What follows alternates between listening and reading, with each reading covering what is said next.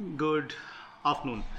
सो आज हम लोग बात करने वाले एक डिफरेंट सा टॉपिक में। This is not a tourist visa kind of a topic और tourist kind of a topic.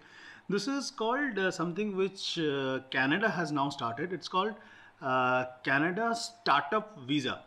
Now इसमें क्या है कि मान लीजिए आप इंडिया में हैं और आप कनाडा में जाके आपका बिजनेस सेटअप करना चाहते हैं and you also want to take your entire family.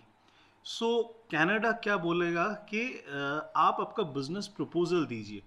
Business proposal need to be clearly defined कि ये आपका इन्वेस्टमेंट कैपेसिटी है, आप ये करना चाहते हैं, आपको इस चीज़ का एक्सपीरियंस है, आप ये कर रहे हैं और आप कनाडा में ये बिजनेस करके आप कैनेडियन सिटीजन्स को क्या फ़ायदा देने वाले हैं।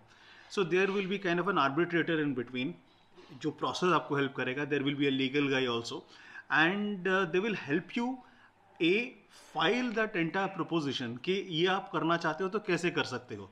सो the best part is that कि uh they will give you lot of tax benefits, government support, फलाना ढिमकाना, all that. Second, they will allow you to take your entire family from here.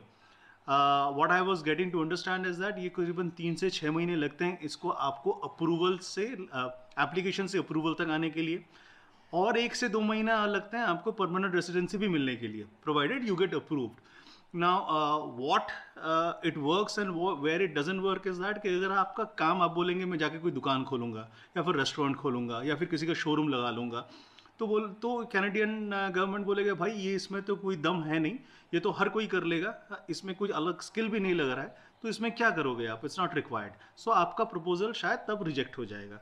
लेकिन अगर आप बोलोगे कि आप आईटी एनेबल्ड कुछ कर रहे हो या फिर ऐसा कुछ कर रहे हो जहाँ पे, या फिर मेडिकल रिलेटेड कुछ कर रहे हो या फिर आप एजुकेशन रिलेटेड कुछ कर रहे हो, which can help uplift the overall the state in which Canadian citizens are, तो शायद आपको फायदा होगा। बिकॉज आप जानते हो I T enabled, medical, education, these are the things which are growing and this will never go down as we speak.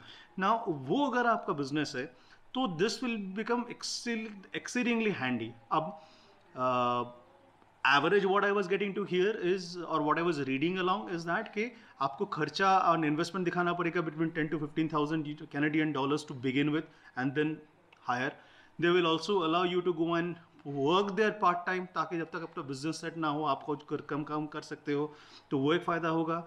और ये अप्रूवल होने के बाद संग संग आप जब लैंड करोगे you will get lot of support from the Canadian government. Because आज की डेट में कैनेडियन का पॉपुलेशन बता दूँ, every 4,000 trees there is one person, so it's so sparse and it's so huge, and the population is very less, and the education level is, of course, is better than US, but then still they need a lot of people who can come and invest in there like any other growing country.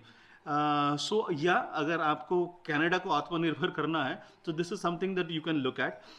ये याद रखिए, एकदम run of the mill business proposal मत डालिएगा।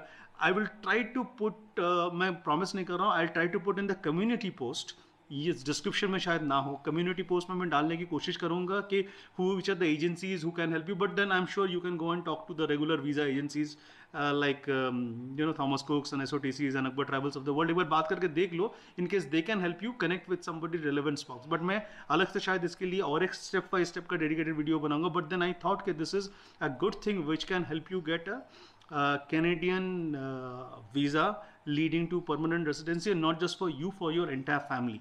So yeah, अगर आप India छोड़ के जाना चाहते हो तो तुसी ना जाओ, but jokes apart, yeah so go ahead and have fun, and I am sure आपको ये पसंद आया होगा। कुछ क्वेश्चंस है तो प्लीज़ डालिए कमेंट सेक्शन में, मैं शायद कोशिश करूंगा कि जितनी जल्दी हो सके इनके जवाब देने के लिए।